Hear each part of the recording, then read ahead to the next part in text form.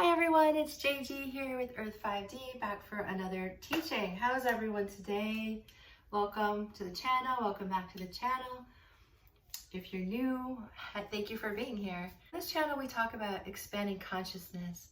We talk about creating a life that's right here on Earth, that's from a higher frequency, from a fifth dimensional perspective, or just something, if you don't relate to the dimensions, we're creating from a place of expansion and really living your highest life, purpose, like fulfilling why you're here. Why are you here? So let's dig into a really interesting topic, I think. I'm going to talk today about how your family of origin influences your divine union journey or your twin flame journey, however you relate to that, or your soulmate journey. How does your family of origin play into your spiritual process? And I figured the best way to get into that topic is to share from my life experience, okay? So I think that a really important way to learn is through others, right? Through their own journey to consciousness. The divine union journey is the bridging of opposite energy. It's taking the polarity between the divine masculine and feminine, the yang and the yin energy, and blending it together to bring this sort of gray, right? We used to be so black and white, right? Even our roles in society. Women do this, men do this. Men behave this way, women behave that way. And that's sort of come crashing down in the last 50 years. Even with the transgender movement and, oh my goodness, just and almost in every area of our life, right? So the topic of this video isn't about gender roles, but it is about bridging the divine masculine and feminine together and how your family of origin will have played into that. So this is about opening your mind and opening your belief systems to see how spirit can work within that. Because if you're closed down like this, or you have your bucket full already, let's say that your energy and your consciousness is a bucket, right? We're a container, we're a vessel, we have a body that's a vessel, and your vessel and your bucket is full. So if it's full, like there's no room to bring in any new information or new experiences. So this video today is meant to open you up. It's meant to help you to open your consciousness to see how some of the challenging experiences that you dealt with in your youth, in the family that you were born into, will help you. And so in my own life, I have parents that are Jewish. My dad his relatives are from Lithuania and Hungary. His mom is Hungarian and his dad is Lithuanian, and their family came over, migrated in the late 1800s. So that's my dad's background, and my mom is Roman Catholic German, and her relatives are on both sides from Germany, tracing back to Germany, although they came to the Americas in very different ways, right? So they met, and it was very controversial. They met in a small town in the Midwest in Illinois in the early 70s, late 60s, where things were changing, right? Cultures were changing. They were part of the free love movement. My parents were absolutely not they were not into that at all. They're very ultra conservative. And so they were kind of home from college. They both went to college. They were home from college and they met each other. Long story short, they fell in love, and that turned into a really big controversy for both families. Things kind of went crazy, right? They're from a very small town, like maybe less than 1,000 people, both of them, and they didn't interact with each other. They were 2 towns away, and they lived there their whole lives, never interacted with each other because they just didn't run in the same circles. There was a lot of controversy. So long story short, they end up getting married by a justice of the peace. They blend both families together. They get pregnant with me. And I'm this huge baby. When I'm born, I'm like almost a 10-pound baby, and I have blonde hair, and I'm very fair. And here comes this German side, right, into this family, this Jewish family. And so I've always been different. I also grew up in a very Catholic community. And so I was often criticized and made fun of for being Jewish, because my dad and mom did raise me Jewish, at least to begin with. So I knew what it was like to be different, to sometimes be ostracized for that. My parents were also frequently not understanding each other because they grew up with such different, not values. Their values were very, very much the same. They had really high valued moral values, both of them. There was always about manners. You could never lie. You could never even say the word hate. I wasn't allowed to use the word hate in the house. My dad would say, we don't use the word hate. We could say dislike, So it was a loving environment, and I'm very grateful for that. But my parents were very, very different. And so I believe they are also twin flames, and they are still together after all these years, trying to work through this dynamic of being so different from each other, but they're so in love with each other still after all these years. So I've witnessed it firsthand. So my family of origin, first of all, that happened. So that's led into me being a spiritual teacher and helping to teach others about their own crazy bridging of the opposites that they're going through. So another thing that also fed into my journey was that on my mom's side of the family, my grandpa, her dad was a World War II veteran. And so he ended up getting a Purple Heart medal, but he was shot, like all shot up. So he was, my grandpa Broscheid was wounded. He was basically paraplegic from the war. And then one morning, miraculously, he woke up. He could feel his legs again. He could move about again. They got pregnant with my mom. And then again, he lost all feeling. So it was pretty miraculous, and he was paralyzed the rest of his life. So long story short, my grandma was a big provider, and she had a 9-to-5 job, and her mom was an accountant and had a college degree from Wisconsin, University of Wisconsin. And so that's the early 1900s.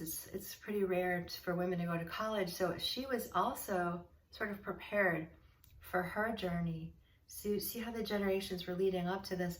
So therefore, my mom really ingrained education and the value of education inside of me, and they just were all kind of like lifetime learners. So my grandma was like a breadwinner, okay? And then on my dad's side, my grandma pretty much ran the home. She was the boss. And so I had these two very strong female grandmas. And so my parents were really, they had mothers that were very strong-willed and very capable, and they did a lot of things outside of the home in terms of providing and leadership. So when it came to me, and I'm very independent person and also very headstrong and wild and all those things that I am, to be on the spiritual journey as a child, they were very forgiving of me. They were very understanding of my independence and my leadership skills. And there never once did my dad say, you can't do something. Not once did my mom say, you can't do something. Now, so I never even considered that I couldn't do something. I just always did something. I just always set my mind to something and did it. So you'll see in your own life, start piecing together, and I just invite you today to start thinking of the ways in your own life that things were set up to help you in your own journey. Now, yours are going to be very different than mine, because we're all set up we're all programmed differently to do different things on the earth. But these are just crazy examples. I'm sure I was like somewhere in a different consciousness, and I'm like, oh, I'll choose these parents. Now, were they perfect? Absolutely not. But there's things that they did in my life that really instilled who I am and helped me to really get into this journey and be who I'm supposed to be here. I'll never forget, another example of this is like in gym class, you go to PE, right, in public school. I went to a public school, and I was in the 5th grade, and we had to attend gym certain days of the week. Well, I had went to gym class that day with a skirt on, okay? And so you're not supposed to wear a skirt to gym class. So the teacher said, just criticized me or ridiculed me. And I said, I don't revolve my life around your gym class. And she grabbed me by the ear, and took me to the principal's office. And, you know, sitting on the bench where you're punished or whatever. And then when I got home from school and told my parents about it, they were okay with it. Because they knew I was a good kid. And my dad thought it was really funny and kind of cool that I would stand up against her. And so he's like, tell me the story again, you know? And then what did you do? And he wanted to know all the details. Because he, in his mind, the way he was raised, it was good to go against the grain. He went against the grain, marrying a Catholic girl. So it was this whole like going against the grain thing that I also learned. And it really helps to get out of the matrix, to learn to go against the grain. Okay, when you are now being called to move forward on your journey, how did your past play into your role now in divine union? Because I guarantee you the things that you went through are giving you the strength and courage to accept this type of journey. So whatever spiritual gifts you are developing right now, I can assure you that the things that you learned as a kid, no matter how painful, are helping you in some way. Another way that just like the life events that happened, my parents, I grew up in a wealthier community, but when I was like 13, my dad like lost every cent. And so that taught me to learn the value of money and what it really means. You know, money is not everything. You can't get your identity from it. So there's just all these kind of crazy things that happened to me to feed into this journey. So I invite you to consider something also with these divine unions, is that when you fall in love with somebody, it doesn't make sense, you know, like my parents didn't fall in love with each other because it made sense.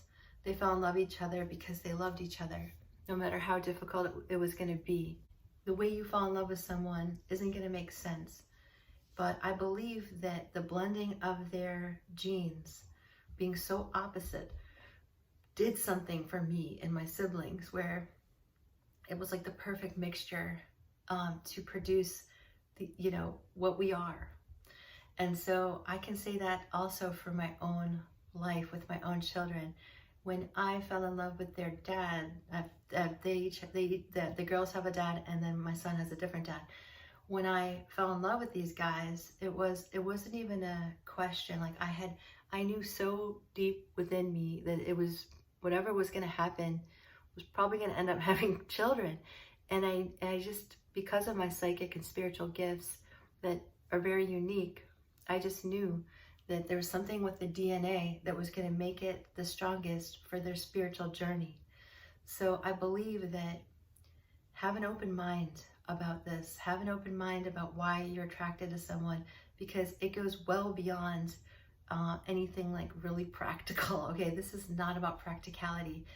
Why you're drawn to someone, it doesn't have to fit your rules, and it's not about you and your rules. It's about fulfilling your life purpose. And that might fall way outside of society's rules, or also what you believe to be your own rules. These divine unions are going to cause you to have children. They're going to cause you to travel to different places within yourself and in the world around you. And it might not make any sense because it's a higher purpose. It's a higher calling. So that's how your upbringing fits into your current situation. So there's something that gave you the strength and the courage to accept this divine union based on what you chose for a family, because I do believe we would choose our families of origin, and based on what you are here to achieve in the world, which is something beautiful. So my children, it's just so odd, but my kids, their dads are from Eastern Europe, and they are off the boat. Like literally, my girls, their dad moved here when I think he was like 8 or 10 from the Ukraine, Russia area. And then my son's father actually still lives in Russia, in Moscow. He's an artist and a painter and a famous photographer. And his blending of characteristics and genes and skill set is like perfect for my son. And my little girls, their dad, his father was a general, a high ranking general, and so they have that military kind of strong kind of strength and courage that you'd have to to be in the military, high ranking. And so I know that the interesting blending of that and me just being open to that caused their physical skill set and strength that they need in this world. So when you fall in love with someone and you're doing your thing, it usually goes well beyond you. Okay? And that's beautiful. And when my mom and dad got together, they weren't thinking, oh, I want to produce these children and they're going to have these qualities and they're going to accomplish this in the world. I'm sure they weren't thinking that. It's just, that's what happened. Okay, so food for thought today as you're going out on your journey. And so make sure that you are surrendered to love, okay? So wherever you are with your twin flame journey, divine union journey, I invite you today just to surrender into it and surrender into the divinity of love itself, the divinity of yourself. And love wins, okay? So this is about creating more consciousness and love, and this isn't about following rules, because the way that you were blended to be the unique you with your parents' genes is creating your skill set. It helps you to create all the things that you need to accomplish in this lifetime. All right? So I hope this has assisted you. This is also about self-acceptance too, right? And non-judgment. And so much love and light. If you like it, make sure you like this video. And make sure you subscribe for future videos. Would love to have you here. And so much love and light, guys. I will see you next time. Bye for now.